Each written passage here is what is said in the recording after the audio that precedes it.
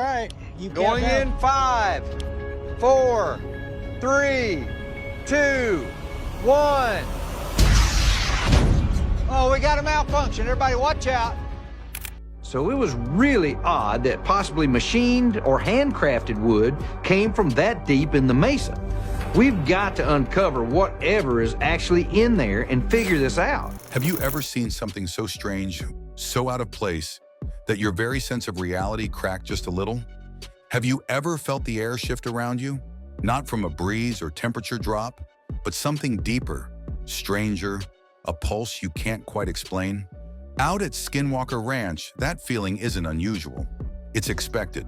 And for the team investigating the Mesa secrets, that expectation has turned into obsession.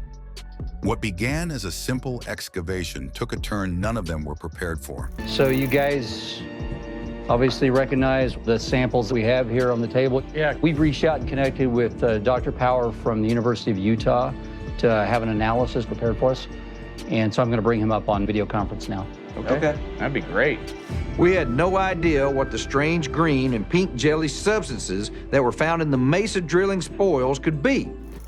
Beneath layers of dust, rock, and silence, something else was waiting, something intelligent, maybe even ancient. And it all started with a piece of wood, a splinter of wood. That's all it was at first, buried under layers of sandstone in the unforgiving terrain of Skinwalker Ranch. The team didn't even mark it as significant at first glance. Rather, it was just another oddity in a place already overflowing with them. But under electron magnification, that wood became the crack in the mirror. And what lay beyond that crack was something far older, far stranger, and far more dangerous than anyone had ever anticipated. Too symmetrical, too engineered. Its lattice of fibers didn't belong to the chaos of nature. The grain wasn't just a grain, it was a blueprint, a design. Zoom in further, and the truth began to emerge. Tiny porous pockets embedded in the cell walls. Not random, but purposeful. Similar to aquatic plants, mangroves, and ferns. Species that had adapted to filtering water rapidly. But this wasn't a swamp, not even a dry one. This was a high desert. Some of these microchambers still held mineral residue, especially silicates and magnesium phosphate. Foreign substances in this region, and not in trace amounts. This wasn't a weathered piece of ancient Utah. It was an out-of-place artifact whispering secrets from a forgotten world. Dr. Powers, composed as ever, looked up from the microscope. These cellular traits belong to plants we'd only expect in prehistoric aquatic zones, he said quietly. Silence fell over the room. Caleb leaned in, the question already forming. How the hell did it end up here, under the mesa? We did a little bit of preliminary analysis on it. We put it on the microscopes. We did some pretty high resolution imagery on it. And in fact, I could show you some of those images. So this was the initial sample as it was extracted from your coring operation. Dr. Powers shook his head, his voice almost apologetic. That's the real mystery. It was clear to the team that this wasn't just about biology anymore. This was about history, altered, buried, rewritten. Either this fragment had been artificially transported, or it was a remnant of an ecosystem that official science had never known existed. Or maybe official science thought it too dangerous to be explored. And just like that, the anomaly had become a breach in time. Just when they thought that was all, the next wave of revelation hit, and this time it hit harder. When Dr. Powers compared the Mesa sample to preserved plant matter recovered from ancient Central American sinkholes, the similarities were jarring. These weren't just random points of interest. There was a mirrored structure, a pattern echoing across continents and time. The isotopic signatures? It was completely off. The carbon decay rates didn't match the expected timeline. This wood had aged in conditions entirely alien to this region, perhaps even to this planet. And then came the real twist. Embedded within the wood's cellular walls was a protein residue, organic but unclassified. It was complex, unmapped in the plant or fungal kingdom. Not just something that had contaminated the wood, but rather something that had grown with it. A biosynthetic hybrid engineered at the molecular level. A gel-like compound fused into the plant's DNA. This was not natural evolution. This was an intervention. Was this a message? A leftover of something ancient? Or an experiment abandoned long ago? The atmosphere suddenly seemed to change. What began as a dig had become a threshold. They were no longer extracting sediment, but they were peeling back layers of reality. One at a time. Dr. Powers ran a smear test, an ultra-thin slice of the wood under polarized light. What emerged was even more unnerving. Trace mineral deposits revealed a chemical profile consistent with a high alkalinity water source. Not from here, not even remotely. It pointed to a vanished ecosystem, hot springs, marshes, aquifers, all long gone, erased or hidden. Was this plant part of a fossilized forest buried by time? Or had it been placed there deliberately? Caleb and Travis switched tactics. No longer simply excavating, they were now forensic scientists at a crime scene spanning epochs. They used ion exchange chromatography to pinpoint the chemical isotopes in the wood. And as they dug deeper, they found more. Sediment cores layered with the echoes of vanished worlds. Ancient pollen, fossilized diatoms, microscopic freshwater organisms that had no business being under a desert mesa. Each core sample sliced like a page from an ancient, unwritten book. How did you spot that? Well, I mean, look at the color. At first, I thought it was a green-colored rock. Yeah, that's what. That And then was I my went first to pick it impression. up, and the first chunk squished in my fingers. That's the strangest thing I've seen. Honestly, without identifying what the hell that is, I don't know that I'd be touching it. Until the drill bit struck metal. But not just metal. The vibration wasn't just a dull clang, it resonated. A low, almost harmonic tremor that passed through the ground and into the soles of their boots. When they extracted the drill head, a silver residue clung to it, slick, unoxidized, and utterly foreign. They weren't digging through earth anymore. They were cutting into something that was already built. That was the pivot. Every test now had a new urgency. Beneath the sandstone and silence of the mesa lay a structure. And if that structure once existed in a lush, wet world, it meant the land itself had been altered or shielded or hidden intentionally. The sediment didn't match local geology. The core samples yielded titanium, bismuth, and boron. Not native, not sedimentary, but synthetic. And what was even more chilling, every time they drilled closer to the dome, the strange green jelly reappeared. And every time it was exposed to microscopic heat, it carbonized in layers, like engineered laminates, like someone had tried to burn it and failed.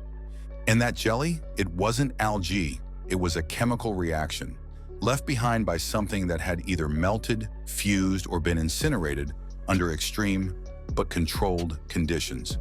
Travis said it best, this isn't sediment, this is a byproduct. But then the real question arose, of what? And that question pulsed louder with every core pulled. We are screening and examining the contents of the spoils coming out of the spoils pit from the drilling operation. And one thing did stand out, and that's what appeared to be a piece of some sort of gelatinous green material. You know, it reminds me of Chris Porritt, who did in fact mention green jelly. Then came the energy. Callista's sensors, designed to read electromagnetic shifts, started triggering reactions. Patterns began to form. Drones lost GPS signals over the east field. The magnetometers glitched. Air pressure dipped, then rebounded, seemingly without any meteorological cause. They tested it again and again, a dead zone in the sky, like an invisible corridor of interference hovering between the mesa and the triangle zone. Each time a drone passed through, it jittered, shivered in place, and the data stream went haywire. And then came the pulse that left everyone in the team speechless. From beneath the mesa, a faint hum, not mechanical, not geological, rhythmic. It was almost intentional, as if the earth itself were breathing through clenched teeth. And there's some things that show up. I'm going to play it through. Whoa. There's something falling right there. Black thing flying Yeah. by the lens. Whoa. Oh, wow. What the heck? Okay, I want to back us up a few frames and let's observe the movement of this object, whatever it is. Like, it's definitely not a drone because it still had the lights, it'd still be lit. Holy crap, here we go. Callista launched her drone again, this time equipped with her full sensor array, custom-built, ultra-fast, and tuned to the abnormal. As it passed into the corridor, something nudged it. Not wind, not turbulence. A pressure, a force, and then the unbelievable happened. A flash in the sky, geometric, too perfect, a triangle, a pulse of light and then another, mirrored, echoed below the surface, a glitch in the GPS, then silence. The drone reappeared moments later, meters away from where it should have been. Now it was time for the team to go full experimental. Lasers fired into the triangle zone. Rockets launched upward, straight into the anomaly. The rockets wobbled, then tilted mid-flight, veering as if dragged. Then above the mesa there was a light, a hovering glow, too steady to be a flare, too quiet for an aircraft, too reactive to be natural. It flickered, pulsed red, then white, then gone. Moments later, it reappeared, miles away. Travis locked eyes on it through a scope. It's moving, not falling, moving. Callista's beacon blinked, irregular, responsive, like a signal bouncing off a hidden receiver. They fired another rocket, this time toward the light, and the sky answered. A circular silhouette emerged, massive, silent, edges glowing faintly. It hovered, watching, measuring. This was no longer about collecting data. This was about being observed. The drone returned. Callista scanned the logs. Nothing added up. The launch point was wrong. The altitude dropped without video confirmation. Accelerometers spiked midair. Magnetic flux readings surged beyond baseline. The structure overhead wasn't just light. It was real, physical. It had mass, and it was interfering with their world. And then the GPS anomaly appeared again. This time, not in the sky, but deep underground. Coordinates anchored beneath the mesa, exactly where the dome was. A GPS signal. Underground. It was absolutely impossible, unless something buried down there was broadcasting, or maybe responding. The next morning, Dr. Powers called it a mirror system. Callista had seen it in the pressure dips. Spike above, echo below. Magnetic pulses mirrored in the earth. The anomalies weren't random.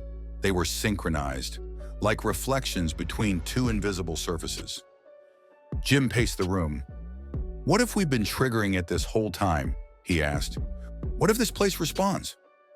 Callista refined her sensor suite to detect mirrored events in real time. Travis brought in a redesigned laser grid. The new plan? Stimulate the anomaly from both directions, above and below. Use sound, use light, use presence. If this place was reacting, it was time for the daring team to see how far it could go. The test began without any delay. Drones ascended, lasers fired skyward, sonic pulses vibrated deep into the mesa. Then it happened. A sudden pressure drop, almost simultaneous, above and below. Then a flash, bright, even blinding.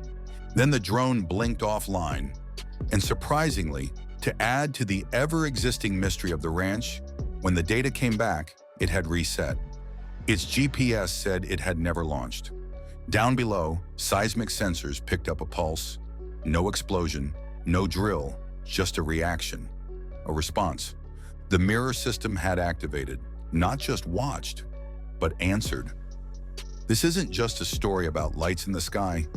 This is a layered mystery of echoes, reactions, and structures that were not meant to be found. Something ancient, something that has possibly been waiting. The mirror has cracked, and Skinwalker Ranch is no longer silent. If you're as intrigued as we are, and if the data, the flashes, the pulses, and that strange underground hum kept you hanging on the edge, then like this video, subscribe to the channel, and comment below. What do you think lies beneath the mesa? Is it ancient Earth, or something not of this world? Is the team uncovering information that could change our perception forever? Because this is only the beginning, and the next phase of the investigation might just change everything.